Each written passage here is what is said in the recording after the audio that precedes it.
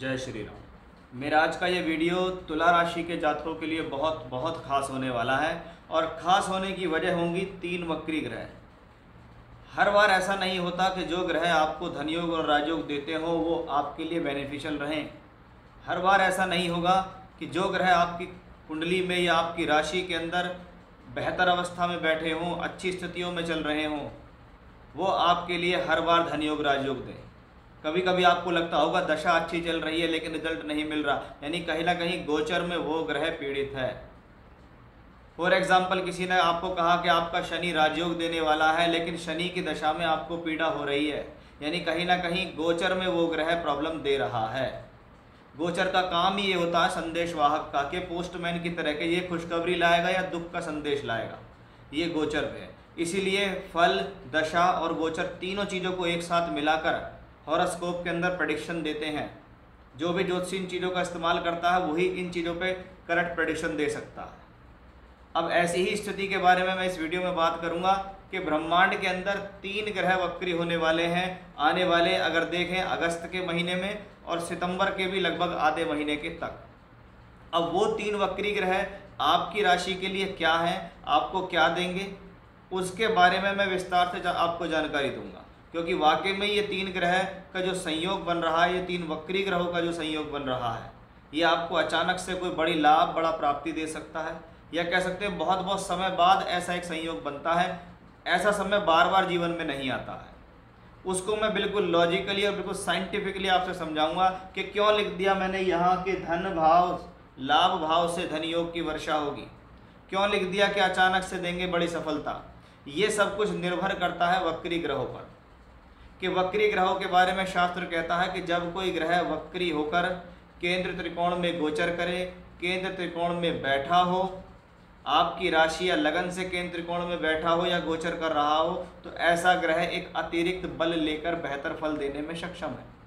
वक्री ग्रह जिसको षडबल में चेष्टा बल दिया गया है कि 6 बल होते हैं षडबल के, उसमें एक बल चेष्टा बल होता है कि जिनकी हॉरोस्कोप में अगर कोई वक्री वगैरह बैठा है तो वो ग्रह अतिरिक्त बल लेकर बैठा हुआ है।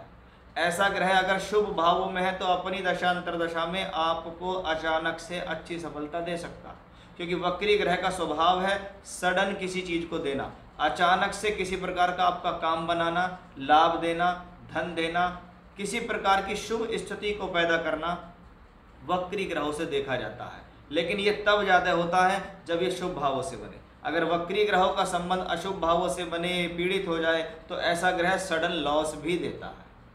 तो इसी वक्री ग्रह की श्रृंखला में सबसे पहला ग्रह जो हमारा होगा वो होगा बुध ग्रह, कि 24 अगस्त तक बुध ग्रह आपकी राशि या आपके लगन से एकादश भाव में ट्रांजिट कर रहा है। और ये लाभ भाव है, इसको हम प्राप्तियों का भाव कहते हैं, कि तीसरा, छठा और 11वां ये एक तरीके से क्या है, वृद्धि के भाव हैं। 3, 6, 11, जिसमें 11 सबसे पावरफुल है।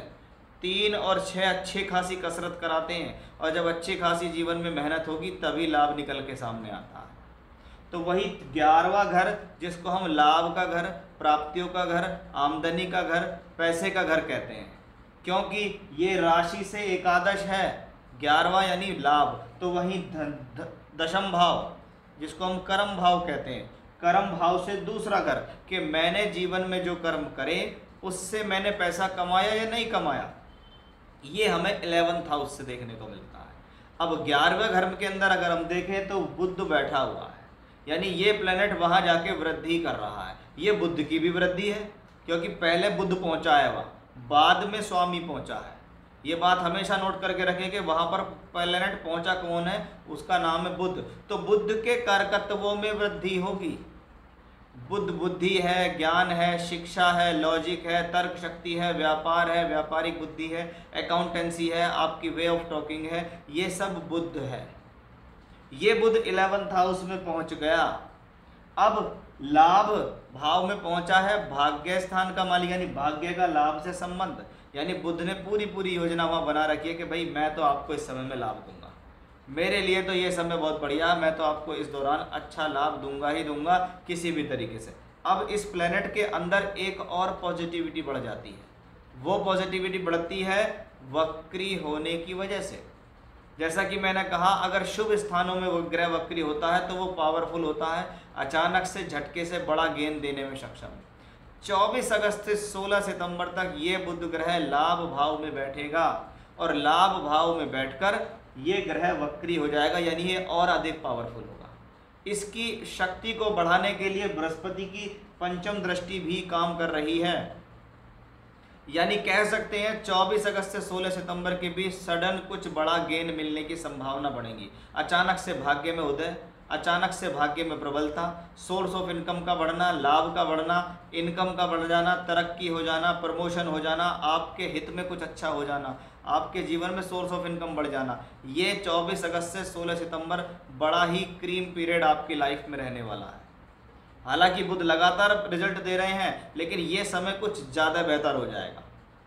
यानी पहला वो प्लेनेट जिसको धन का कारक बृहस्पति देख रहा है, 11th हाउस का कारक भी है बृहस्पति, और जिस भाव से भाव के स्वामी कारक इनका संबंध बने, शुभ संबंध बने, वो भाव हमेशा प्रफुल्लित होता है। तो ये था पहला प्लेनेट। अब आएगा सेकंड प्लेनेट, वो है वीनस। ये शुक्र ही नहीं, ये आपकी राशि का लॉर्ड भी है, कि आपकी ही राशि का मालिक ब्रह्मांड में देखें तो लाभ भाव में चल रहा है। यानी मैं लाभ लेने के लिए तैयार हूँ, मेरा ग्रह मुझे लाभ देने को तैयार है, तो मैं भी लाभ लेने को तैयार बैठा हूँ। कहते हैं ना कि लाभ देने के लिए तो प्लेनेट तैयार बैठे हैं, लेकिन आपकी राशि लगन का मालिक पीड़ित है, इसलिए वो स्थिति आपके पास तक आती है और चली जाती है। बहुत से लोग कहते हैं कि मुझे लगता था जी अब मेरे को इतने रुपए का फायदा होने वाला है। एक व्यक्ति ने तो कमेंट भी करा, मुझे 50,000 का फायदा होने वाला था, लेकिन वो वापस चला गया। क्यों होता है ऐसा? क्योंकि आपको लाभ तो मिलने वाला है, लेकिन स्वीकारना किसे है? वो आपको स्वीकारना है। और आपकी राशि का लॉर्ड अगर गोचर में पीड़ित है तो क्या होगा, वो आपके दरवाजे तक आएगा लेकिन वापस चला जाएगा। वहीं दूसरा एग्जाम्पल है कि आप समझिए कि आपके सामने 5 तरीके की मिठाई बनी हुई है, पांचों को मन है आपका खाने का, लेकिन आपको डायबिटीज़ है, इसलिए आपकी हेल्थ वहाँ साथ नहीं दे रही। मीठा तो आपके सामने रखा हुआ, यानी साधन तो जुट गए लेकिन साधन का मजा नहीं ले पाए आप। अब एग्जैक्टली राशि का मालिक अगर 11th हाउस में जाता है तो इसका सीधा सीधा सा मतलब है कि ये समय आपके जीवन में सोर्स ऑफ इनकम को बढ़ाएगा, लाभ देगा, तरक्की देगा, प्राप्ति देगा। इस दौरान जिस काम में हाथ डालेंगे वहाँ आपको फायदा मिलेगा, क्योंकि इसी भाव में एग्जैक्टली बुध भी बैठा हुआ है। ये भी बड़ी समझने वाली बात है कि राशि और भाग्य स्थान दोनों स्थान के मालिक हैं जो कहाँ बैठे हुए हैं, ये बैठे हुए हैं एकादश भाव में। और वक्री होगा शुक्र 23 जुलाई से 1 अक्टूबर तक शुक्र लगातार वक्री है, यानी 2 वक्री ग्रहों का प्रभाव आपकी राशि से अगर देखें तो 11th हाउस पे पड़ता है। और 11th house, house of gain, 11th house, house of income, source of income बढ़ाना, एक से अधिक माध्यमों से पैसा कमाना, मल्टीपल सोर्स ऑफ इनकम होना, तरक्की होना, लाभ होना, धनयोग बनना, ये सब कहाँ से आता है? ये सब कुछ आएगा आपके जीवन में आपके 11th हाउस से। और उस 11th हाउस में कौन बैठा हुआ है? उस 11th हाउस में बैठा है शुक्र और बुध, जो भाग्य और कर्म का मालिक है। और इस पर फिर से धन के कारक बृहस्पति की दृष्टि है, यानी इससे बेहतर धनयोग राजयोग शायद ही बार बार बने, क्योंकि जो ग्रह आपके लिए तैयार हैं, जो ग्रह आपके लिए धनयोग राजयोग बनाते हैं, वही ग्रह आपके जीवन में बिल्कुल तैयार होकर बैठे हैं कि हमें इस व्यक्ति को जीवन में कुछ देना है। और वो देते कैसे हैं? जब इस तरीके के ग्रहों की स्थिति बनती है तब ऐसा ग्रह आपको देता है। अब एक ग्रह और बचा हमारी लाइफ में, वो है शनि। कि तुला राशि के जातकों के लिए योग कारक है शनि। योग कारक एक ऐसा ग्रह जो केंद्र त्रिकोण दोनों के फल देता है, और जो दोनों के फल देता है वो है शनि वक्री होकर पंचम भाव में मजबूत है। अब आप ये देखिएगा, शनि का संबंध भी बुध और शुक्र से है, यानी 3 वक्री ग्रहों का संबंध आपस में कनेक्टेड होके 5th और 11th से बनता है। पंचम और 11th से बना हुआ धनयोग ज्योतिष शास्त्र का सबसे बड़ा धनयोग है, क्योंकि पंचम भाव आपकी विद्या है, आपकी बुद्धि है, आपके ज्ञान है, आपके निर्णय है। जो व्यक्ति सही समय पर सही सलाह ले गया उनके लिए फायदा है। इसको कहते हैं झटके से पैसा कमाने का योग, झटके से धन लाभ लेने का योग, झटके से प्रॉपर्टी में फायदा, झटके से एजुकेशन में फ़ायदा, संतान से फ़ायदा, संतान के सहयोग से फ़ायदा। ये सब कुछ हमें यहाँ से इस तरीके से दिखाई देता है। और इसके ऊपर बृहस्पति की दृष्टि फिर से, यानी 4 ग्रहों का संबंध लाभ भाव से बने और फिर भी वो समय खाली पड़ जाए तो भैया कहीं ना कहीं आपकी किस्मत बहुत ही ख़राब है। कहीं ना कहीं आपकी कुंडली के योग बहुत ही ज़्यादा निर्बल होकर चल रहे हैं, जो आपको वो फ़ायदा देने नहीं दे रहे। अदरवाइज़ तो ये वो योग हैं जो दशकों में बनते हैं, 10-10 साल लग जाते हैं ऐसे योगों को बनने में, कि जब सारे का प्लैनेट जो आपके फेवर में है, राशि का मालिक, भाग्य का मालिक, पंचम का मालिक, 1, 5, 9 जो लक्ष्मी योग बनाते हैं, 4, 7, 10 जहाँ से बनता है विष्णु योग, ये वो प्लैनेट हैं जब लक्ष्मी और विष्णु दोनों एक साथ मिलकर किसी को कुछ देने लगे तो साक्षात ब्रह्मा जी भी उसको क्या मना करेंगे। तो एग्जैक्टली सेम पोजीशन यहाँ ये आती है कि भाई तुला राशि के जातकों, आपके लिए अगस्त 2023 का महीना और हाफ सितंबर का महीना बहुत ज़्यादा मुख्य इम्पॉर्टेंट है। इस दौरान ये समझिए कि इच्छा पूर्ति का समय होता है, कि जो मैंने अपने जीवन में सोचा हुआ है वो मुझे इस दौरान मिलेगा, मेरे प्लेनेट मुझे वो देने आए हैं, मुझे अपना काम करना है, मैं 100% आपको उसमें सफलता मिलेगी। यानी 3 वक्री ग्रह मिलकर अचानक से बड़ा धन योग दे सकते हैं, बड़ी सफलता दे सकते हैं, धन की बारिश कर सकते हैं। ये मैंने आज इस वीडियो में आपको लॉजिकली और साइंटिफिकली समझाया। तो ये थी एक जानकारी तुला राशि के जातकों के लिए, जिसमें मैं कह सकता हूँ एक बहुत ही शुभ संकेत हमें यहाँ देखने को मिला है। जय श्री राम।